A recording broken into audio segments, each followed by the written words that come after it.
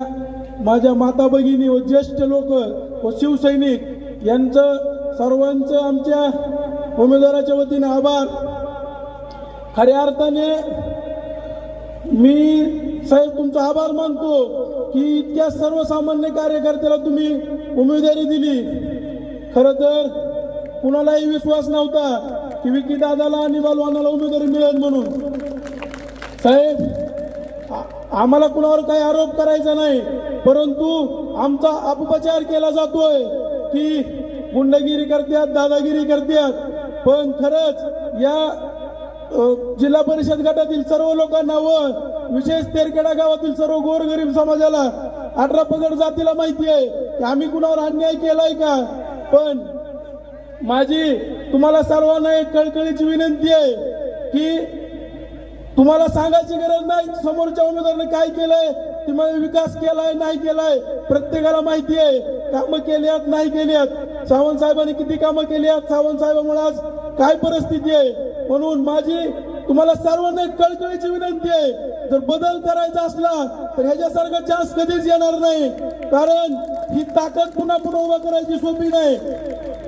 आपण गेले 15 वर्ष झालं बघताव तेरखेडा गावात जर कुणी विस्थापित तयार झाला तर प्रस्थापित दोन्ही एक होऊन 2010 असू द्या, 2015 असू द्या, 2017 असू द्या, दोघ जण एक होऊन विस्थापितांना हरवण्याची रणनीती करतात। परंतु आज या तुमच्या साक्षीने साहेबाला एक वचन देतो साहेब की आम्ही जी निवडणूक लढायला लागलो ती सर्व विस्थापितांच्या जीवावर लढायला लागलो।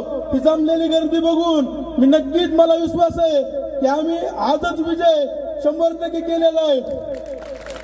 साहेब जास्त बोलायची काही गरज नाही, भरपूर जण बोलणार। माझी पुन्हा एकदा कळकळीची विशेषतः तेरखेडा गावातील जनतेला हात जोडून विनंती आहे, कुणाही वेळ येणार नाही, तुम्ही एक वेळेस विचार करून मतदान द्या। आम्ही तुमच्या शब्दाला तुम्ही दाखवलेल्या विश्वासाला तडा जाऊन देणार नाही, कसलाही कुठं कुणावर अन्याय होऊ देणार नाही। प्रत्येक समाजाच्या लोकांवर अन्याय झाला तिथं आम्ही खंबीरपणे उभं राहू। कारण काल साहेब कडकनाथवाडी गाव समोरचे उमेदवार म्हणले की ह्या उमेदवाराला मतदान का करायचं, तर साहेब खरंच मला त्यांची कीव येते। महाराष्ट्रात ज्यांनी लाडकी बहीण योजना आणली असे आमचे पक्षप्रमुख एकनाथ शिंदे, आणि जिल्हाच नाही तर जो महाराष्ट्र हलवू शकतो असा पहाडासारखा नेता आमच्या मागे आहे, आणि तुम्ही म्हणता उमेदवाराला मतदान का करायचं। तर माझं तुम्हाला सगळ्याला आव्हान आहे, तिथं पोरखेळ नाही, भरपूर ज्येष्ठ मंडळी आमच्या सोबत आहे। आम्ही एक माध्यम आहे, साहेबांनी एक गोरगरीब जनतेतील नेतृत्व उभा करायचं म्हणून विकी दादा आणि बालवानाला मोहरी केलंय।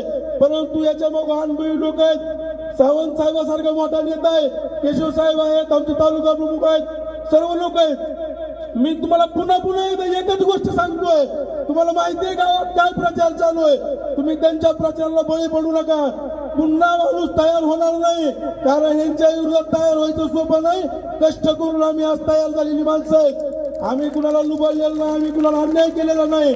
म्हणून तुम्हाला अजून एकदा हात जोडून सांगतो की येणाऱ्या 7 तारखेला धनुष्यबाणासमोरील बटन दाबून तेरखेडा गावातून कसे या 2 उमेदवाराला 1000 मताची लीड देताल हीच आम्हाला तुमच्याकडून अपेक्षा आहे।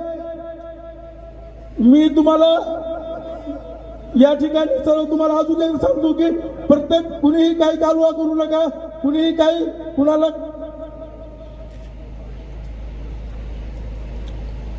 आपल्याला डिस्टर्ब केलं जात आहे।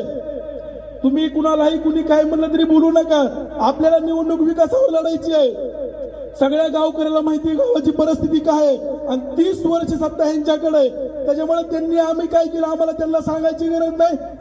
तुम्ही एक वेळेस मतदान करून आम्हाला निवडून द्या, गावाचा काया पालट केल्याशिवाय राहणार नाही। एवढंच बोलतो, थांबतो। जय हिंद, जय भारत। गल्ली ते दिल्लीतील राजकीय घडामोडी व बातम्या पाहण्यासाठी आजच आमच्या राजकीय कट्टा यूट्यूब चॅनलला सबस्क्राईब करा, बेल आयकॉन प्रेस करा आणि फेसबुक पेज फॉलो आणि लाईक करा।